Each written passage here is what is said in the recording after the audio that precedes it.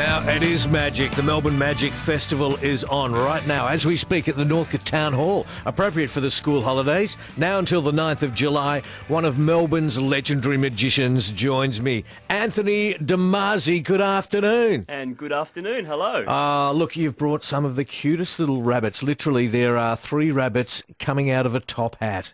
That's very true. It doesn't get cuter than that, does it? I don't think so. I don't think so. We were just talking off air. I love magic. And my dad, he used to have tricks which he passed on to me. I've still got them from when he was a kid. And I used to do my paper round, save up my money and go down to Aladdin's Magic Shop in M-Bank Arcade on a Friday after school with Gerard Taylor, the magician in charge of that shop, and buy all my gear from there. Yes. That's going back a long time. It's a very long time. How long ago? Well, that was when I was a kid. How did you get into the great art of magic? Well, I was very lucky. I enrolled to study at RMIT after I finished school. So I was 18 and I was walking down Elizabeth Street and I walked past a magic shop. Bernard's? Yes, and it was the very first time I'd ever experienced magic. I went into that store. When you were 18? Gee, that was a late starter. Very late. So I started magic very late. And I was totally hooked from the word go. I loved everything I could see. Well, do you remember the first trick that you were shown in Bernard's? It probably was like cups and balls trick. Yeah, of course. One of the classics of all time. Classics of magic, yeah. And from there, you thought, that's what I'm going to be. Well, from there, I was very fortunate. I managed to get a job there at the magic shop. Yeah. And then started meeting lots of magicians and going to lots of magic shows. We used to have magic shows at Witches and Britches years ago, and I'd get to meet all the Australian magicians that were performing, and then slowly but slowly I got my first chance to perform on the stage. Yeah. And then, I just kept learning magic and developing and getting more gigs, 96900 693. Have you seen any shows down at the Magic Festival? Do you love the art form? I've been lucky enough to go to the Magic Castle in LA. Now, you would have been there. I have been there many times, yes. Irma, the piano that plays a tune that you give her, you just pluck something out of that hat and she starts playing.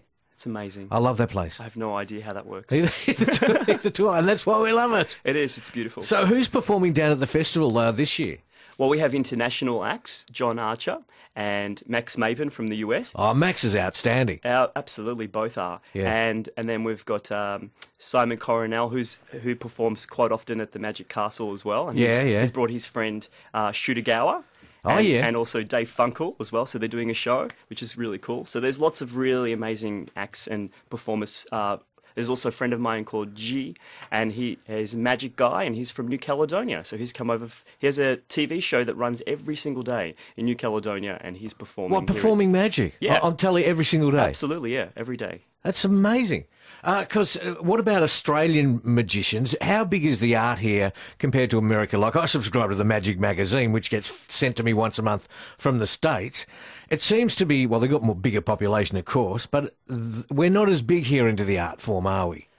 I think that audiences haven't had a very big opportunity to see a lot of shows. There's much more opportunity these days with TV magic shows like Fool Us, and there's been a lot of international magicians on TV, so people have had a chance to see that side. Constantino's been great for the art. Cosentino as well, our Australian illusionist. Yeah. And so I think people are going out and looking for more and more magic and seeing a lot more shows, and they're seeing some really great magic shows, and the festival has lots to see. We've got Tommy that's called through. Tommy, good afternoon.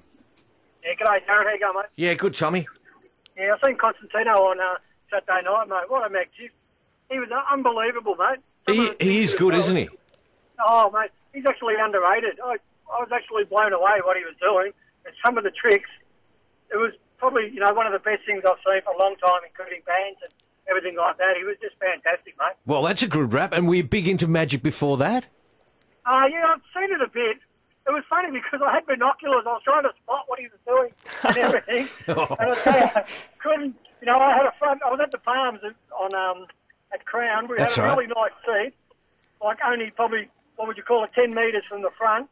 And honestly, could not see what he was up to at all. But and his showmanship's fantastic. As you know, he's from Endeavour Hills. Yeah. And he was just a ripping type of bloke. Oh, he was fantastic. Oh, that's great. I'm glad you enjoyed it. No, I think he was at the Crown for a couple of nights, That's right. I went to see the show as well. Oh, did you? Yeah, it was great. Yeah? Yeah, and Constantine also gave one of my magic students a wonderful opportunity to be part of his show and assist him and help him. Oh, but that's at Magic School that you're running. We're going to hear a bit about that. That's coming up. Plus more calls, 96900 693. It's 12.